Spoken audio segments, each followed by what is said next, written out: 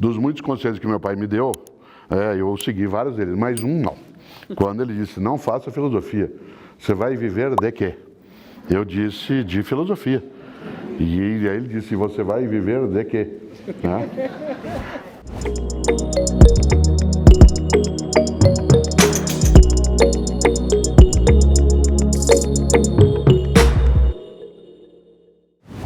Claro, ele era diretor de banco, minha mãe professora, alguém aos 17 anos de idade, que tivesse duas intenções. Uma era a que eu tive, fazer filosofia. Pareceria estranho, né? Pareceria algo assemelhado à perda da razão. Né? Afinal de contas, qual seria o óbvio?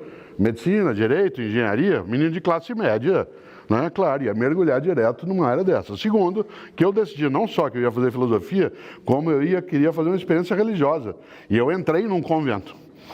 E fiquei 3 anos na clausura, enquanto eu fazia filosofia. Eu entrei na universidade e aí entrei num convento da Ordem Carmelitana Descalça, que é uma ordem, né, que é mais ou menos assemelhada em várias coisas com a Ordem Franciscana, que tem a editora Vozes, não é idêntica. E uma das coisas boas foi que, concomitantemente, a explicação para ele do porquê que eu ia fazer filosofia, eu tive que explicar para ele também porquê que eu ia ser monge.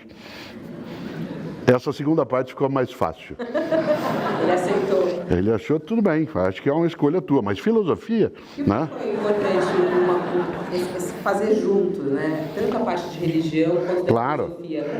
Porque eu tenho formação religiosa católica na minha família e eu queria fazer uma experiência religiosa que fosse densa. Eu não queria olhar a religião como superficialidade, pelo lado de fora. Falei, bom, o melhor modo de olhá-lo é ficando dentro daquilo que é uma vida religiosa, monacal, né? Uma vida que seja monástica também. E aí foi. Fazê-lo, estudando filosofia, foi algo decisivo na minha formação. Porque eu não só convivia com outras pessoas que também estudavam isso, porque no clero católico, aqui quem é sacerdote, né, ou quem nos ouve, sabe muito bem disso. No clero católico, é necessário fazer filosofia como graduação e depois teologia. É um tempo longo de estudo. E a filosofia compõe exatamente esse campo. Muita gente diz assim, por que se faz filosofia se você vai ter uma atividade no campo religioso?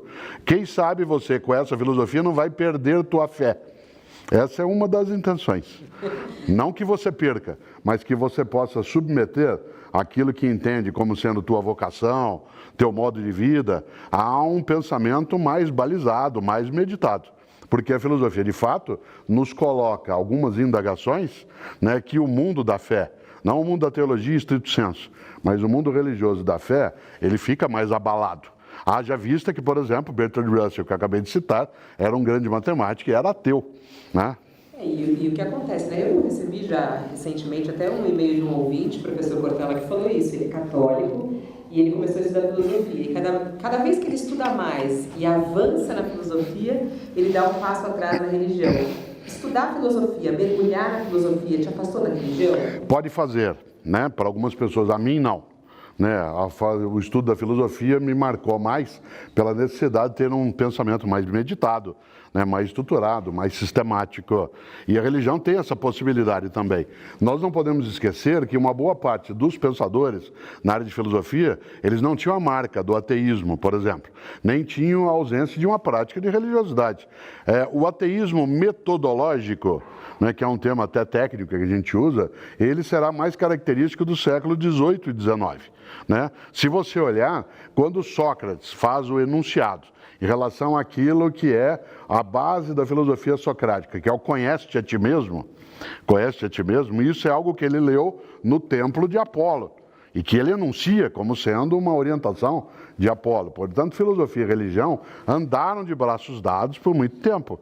E elas ainda o fazem. Não é que muita filosofia te afasta e pouca te deixa dentro.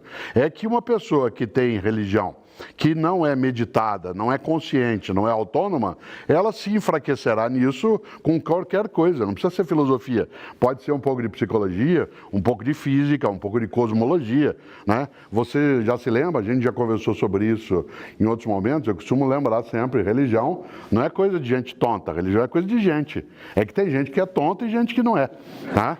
Você tem gente que é tonta na filosofia, na política, né, na imprensa, né, em qualquer lugar.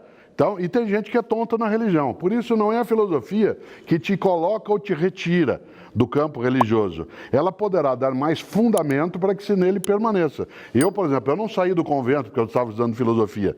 Eu saí porque eu achei que a minha experiência, né, ela estava já completa no que eu desejava, mas eu queria ir para a docência. E para a docência fui.